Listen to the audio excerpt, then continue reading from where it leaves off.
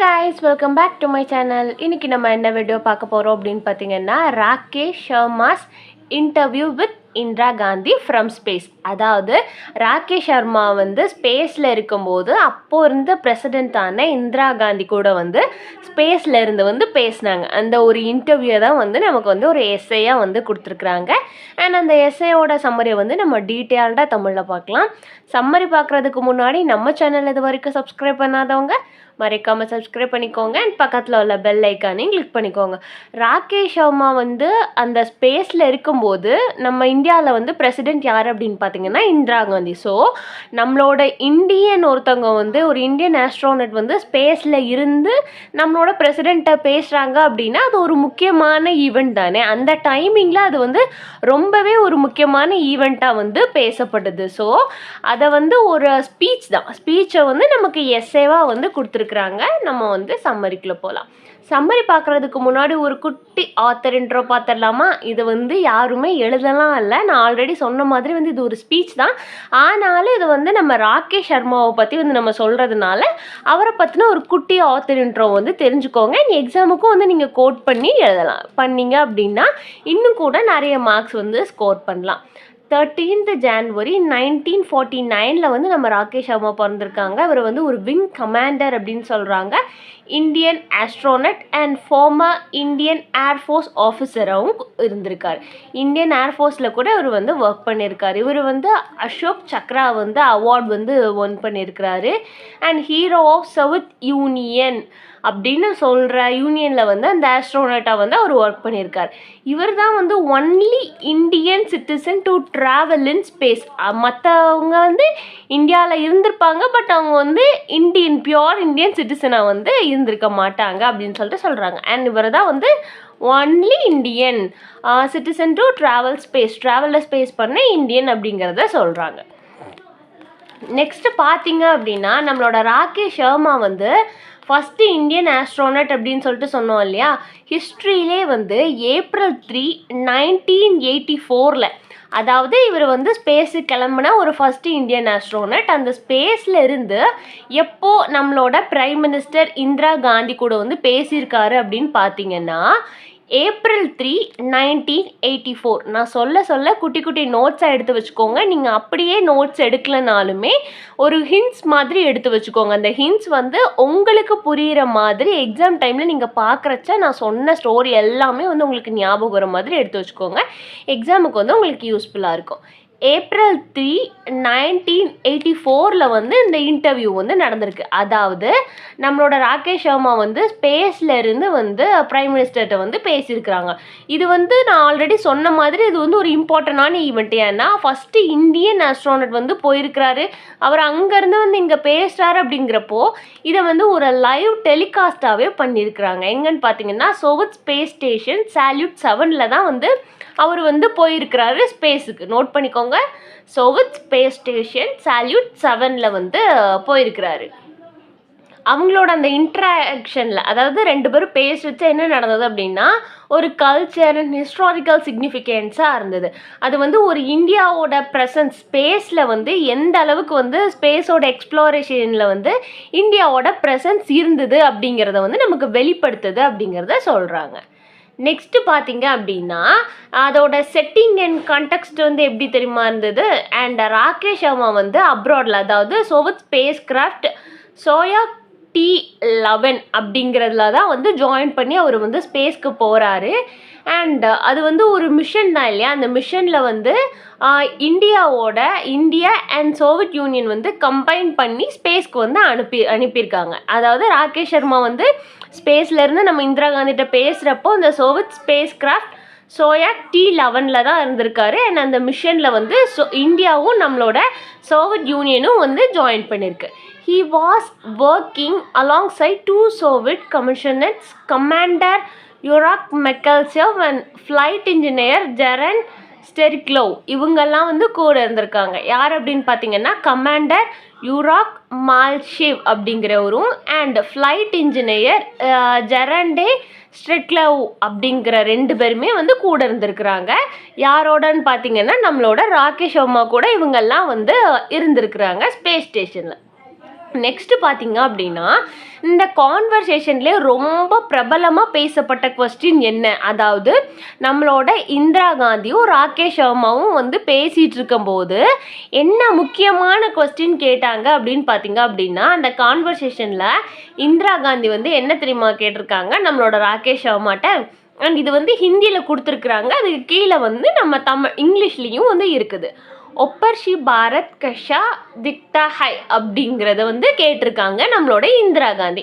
இவங்க வந்து ராகேஷ் சர்மாவை நோக்கி இந்த கொஸ்டினை கேட்குறச்ச என்ன நடந்திருக்கு, அதாவது நம்மளோட கொஸ்டின் என்ன அப்படின்னு பார்த்தீங்கன்னா, how does India look from up here அப்படின்னா, ஸ்பேஸில் இருந்து நம்ம இந்தியாவை பார்க்கும்போது நம்ம இந்தியா வந்து எப்படி இருக்குது அப்படின்னு சொல்லிட்டு இந்திரா காந்தி வந்து நம்ம ராகேஷ் சர்மாட்ட வந்து கேட்குறாங்க. அதுக்கு ராகேஷ் சர்மா வந்து என்ன சொல்கிறார் அப்படின்னு பார்த்தீங்கன்னா, அவர் வந்து ஷரிஜன் ஷி அஷி அப்படிங்கிறது என்ன அப்படின்னு பார்த்தீங்கன்னா, better then the entire world. இது வந்து ஒரு ஃபேமஸான line and coating the famous line from the போம் முகமது இக்பால் அப்படிங்கிறவரோட முகமது இக்பால் அப்படிங்கிற ஒரு பொயட்டோட போம்லேருந்து கோட் பண்ண லைனை வந்து அவர் சொல்கிறார். Better then the entire world. அதாவது நம்மளோட இந்திரா காந்தி அந்த பிரசிடெண்ட் வந்து நம்ம ராகேஷ் சர்மாட்ட என்ன கேட்குறாங்க அப்படின்னா, ஸ்பேஸ்லேருந்து இந்தியா பார்க்குறதுக்கு எப்படி இருக்குன்னு சொல்கிறப்போ அது வந்து இந்த என்டையர் வேர்ல்டை விட பெட்டராக இருக்குது அப்படின்னு சொல்லிட்டு முகமது இக்பாலோட போமை வந்து கோட் பண்ணி அவர் சொல்கிறாரு. This poetic response captured the imagination and heart of millions of Indians, showcasing patriotism and a view. இந்த ஒரு ரெஸ்பான்ஸ் எதை கேப்சர் பண்ணுது அப்படின்னு பார்த்தீங்க அப்படின்னா, மில்லியன்ஸ் ஆஃப் இண்டியன்ஸோட ஹார்ட்டை கேப்சர் பண்ணுது. இவர் இப்படி சொன்னது மூலியமாக ஒரு பேட்ரியாட்டிசம் வந்து தெரியுது. அண்ட் அவர் வந்து எவ்வளோ ஒரு பேஷனேட்டாக இருக்கார் அவர் ஒர்க்குக்கு, அண்ட் இந்தியா மீது வந்து எவ்வளோ ஒரு லவ் வச்சுருக்காரு அப்படிங்கிறத வந்து நம்ம தெரிஞ்சுக்க முடியுது. அண்ட் ஏர்த்துலேருந்து ஸ்பேஸை வந்து அவர் டிஸ்கிரிப்ஷன் பண்ணுறாரு. என்ன அப்படின்னு பார்த்தீங்கன்னா, Sharma described seeing India's beauty and Earth's vastness from space, emphasizing the clarity and splendor of Earth view. அவர் வந்து அந்த ஸ்பேஸ்லேருந்து நம்ம ஏர்த்தை பார்க்கும்போது இந்தியா வந்து அவ்வளோ ஒரு பியூட்டிஃபுல்லாக இருக்குது. அந்த ஏர்த்லேயே ஒரு வாஸ்டான ஸ்பேஸாக இருக்குது இந்தியாவை பார்க்குறப்ப எனக்கு வந்து அவ்வளோ ஒரு அழகாகவும் கிளாரிட்டியாகவும் இருக்குது. ஸ்பேஸ்லேருந்து ஏர்த் பார்க்குறதுக்கு வந்து ரொம்பவே ஸ்ப்ளெண்டர், அதாவது பெருசாகவும் ரொம்பவே கிளாரிட்டியாகவும் வந்து ஏர்த்தோட வியூ இருக்குது. அதில் வந்து இந்தியா ரொம்பவே ப்ளசண்ட்டாக அழகாக இருக்குது அப்படிங்கிறத சொல்கிறாங்க. He remarked on the borders disappearing, symbolizing unit beyond the human division. அவர் வந்து அந்த பார்டர்ஸ் எல்லாம் இருக்குது இல்லையா, என்ன சொல்கிறாரு அப்படின்னு பார்த்தீங்கன்னா, மேலேருந்து பார்க்குறப்போ வந்து அந்த வேர்ல்டு எல்லாமே நம்ம பிரித்து வச்சுருக்கிறோம் இல்லையா, ஒவ்வொரு கான்டினெண்ட்டாக கண்ட்ரீஸாக வந்து நம்ம பிரித்து வச்சுருக்கோம்ல, அந்த பார்டர்ஸ் எல்லாமே டிஸப்பியர் ஆகிடுதான். இப்போ பாகிஸ்தானுக்கு இந்தியாவுக்கு ஒரு பார்டர் இருக்குது, சைனாக்கும் இந்தியாவுக்கு ஒரு பார்டர் இருக்குது. அந்த பார்டர் எதுவுமே வந்து மேலேருந்து பார்க்குறச்ச தெரியல. அந்த ஹியூமன் எல்லாமே வந்து யூனிட்டியாக இருக்கிற மாதிரி தெரியுது. அந்த பார்டர் எல்லாமே வந்து டிஸப்பியர் ஆகி ஒரு ஹியூமன் டிவிஷன்ஸ் எதுவுமே இல்லாமல் ஒரு யூனிட்டியை வந்து அது காட்டுது. மேலேருந்து பார்க்குறப்ப எல்லா ஏர்த் எல்லாமே ஒன்றா இருக்கிற மாதிரி தெரியுது அப்படின்னு சொல்லிட்டு நம்மளோட ராகேஷ் சர்மா வந்து சொல்கிறார். நெக்ஸ்ட்டு பார்த்தீங்க அப்படின்னா, ராகேஷ் சர்மா அந்த மிஷனோட சிக்னிஃபிகன்ஸ் என்ன அப்படின்னு சொல்கிறாரு பார்த்தீங்கன்னா, Rakesh Sharma conducted scientific experiment including photography and remote sensing of India during the mission. நம்மளோட ராகேஷ் சர்மா வந்து அந்த எக்ஸ்பிரிமெண்ட் மூலியமாக அந்த மிஷனில் வந்து ஒரு எக்ஸ்பிரிமெண்ட் நடத்துகிறார். என்ன எக்ஸ்பிரிமெண்ட் அப்படின்னு பார்த்தீங்கன்னா, அந்த மேலேருந்து அவர் மிஷனில் இருக்கிறச்ச என்ன நடக்குது அப்படின்னு பார்த்தீங்கன்னா, ஸ்பேஸ்லேருந்து ஃபோட்டோகிராஃபி, அதாவது பிக்சர் வந்து கேப்சர் பண்ணுறாரு. இந்தியாவோட பிக்சர் கேப்சர் பண்ணுறாரு. அது மட்டும் இல்லாமல் இந்தியாவை வந்து ரிமோட் சென்சிங் பண்ணுறாரு. இந்த மிஷன் அப்போ வந்து அவர் மேலேருந்து பார்க்குறப்ப நம்மளோட இந்தியா எப்படி இருக்குன்னு அவர் பார்த்துருப்பாரு, நம்மளும் பார்க்கணும் இல்லையா, அதுக்காக வந்து அவர் இத்தனை எல்லாம் பண்ணார் அப்படின்னு சொல்லிட்டு சொல்கிறாங்க. This was a major achievement for India, making its entry into a human space flight on a global stage.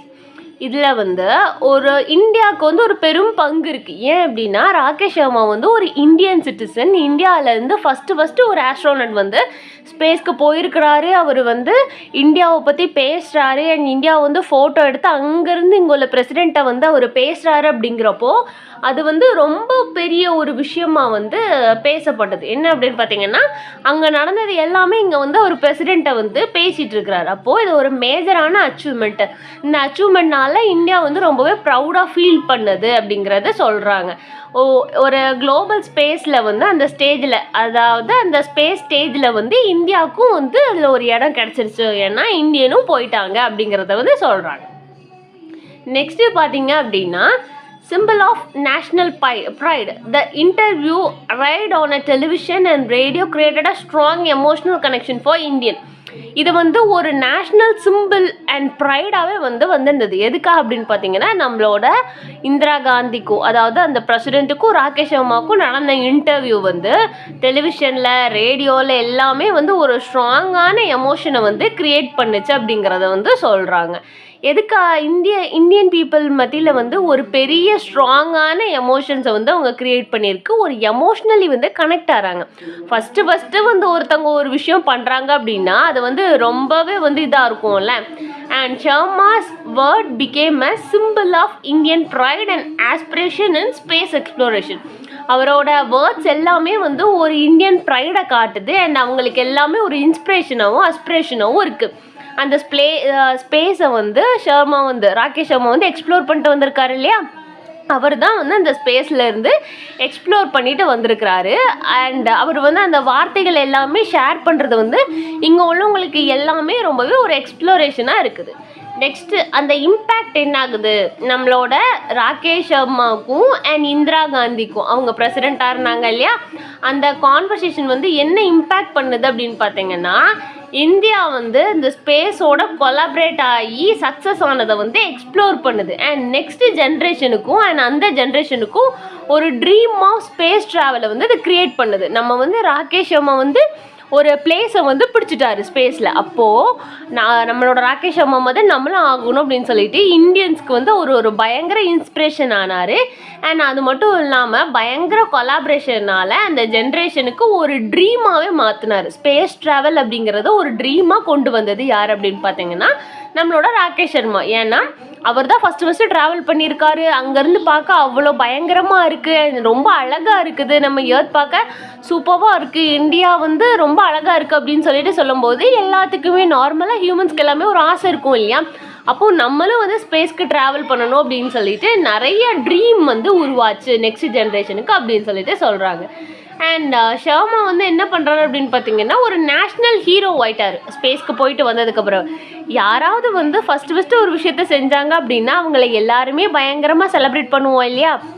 அதாவது நம்மளால் முடியாத ஒரு விஷயத்த வந்து யார் செஞ்சாலுமே அவங்கள வந்து நம்ம செலிப்ரேட் பண்ணலனாலும் கண்டிப்பான முறையில் அப்ரிஷியேட் பண்ணணும். அந்த விஷயம் வந்து ஒரு குட்டாக இருக்கிற பட்சத்தில் வந்து நம்ம வந்து அப்ரிஷியேட் பண்ணுறது நல்லது.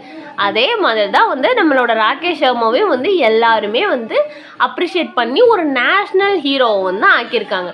அண்ட் அவரோட ரெஸ்பான்ஸ் வந்து எதை ரிமெம்பர் பண்ணுது அப்படின்னு பார்த்தீங்கன்னா ஒரு ஐகானிக் மூமெண்ட், இந்தியன் ஹிஸ்ட்ரியிலே வந்து ஒரு ஐகானிக் மூமெண்ட்டாக வந்து மாறி இருக்கு. ரெண்டாவது மூணாவது வந்து யாருனாலும் ஸ்பேஸ்க்கு போகலாம், ஆனால் ஃபஸ்ட்டு போனவங்களுக்கான மரியாதை வந்து அவருக்கு தான். இதிலேருந்து என்ன நம்ம ஸ்ட்ராங்காக தெரிஞ்சுக்கலாம் அப்படின்னு பார்த்தீங்க அப்படின்னா எப்போவுமே வந்து ஃபஸ்ட்டு போகிறவங்களுக்கு வந்து யாருமே செய்யாத ஒரு விஷயத்த முத செய்கிறவங்களுக்கு எப்போவுமே ஒரு ஹை ப்ரிஃபரன்ஸ் இருக்க தான் செய்யும்.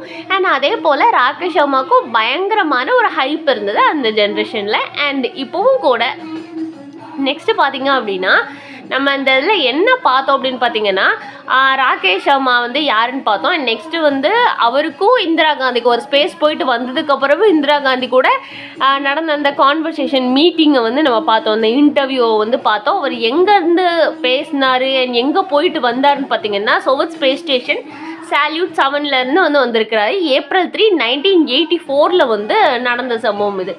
அண்ட் அவர் வந்து இந்தியாவிலேருந்து ஃபஸ்ட்டு ஆஸ்ட்ரோனட் அண்ட் ஸ்பேஸ்க்கு போன ஒரு ஆளுன்னு சொல்லலாம். அண்ட் அங்கே வந்து அவங்க ஸ்ட்ராங்காக அண்ட் முக்கியமாக கேட்ட கேள்வி, ரொம்ப பேசப்பட்ட கேள்வி என்ன அப்படின்னு பார்த்தீங்கன்னா, நம்ம இந்திரா காந்தி வந்து மேலேருந்து பார்க்குறச்ச இந்தியா எப்படி இருந்ததுன்னு கேட்டதுக்கு ரொம்பவே பியூட்டிஃபுல்லாக இருக்குது அப்படின்னு சொல்லிட்டு முகமது அக்போலோட ஒரு போமை கோட் பண்ணி, அந்த லைனை வந்து கோட் பண்ணி சொல்லியிருக்கிறாங்க.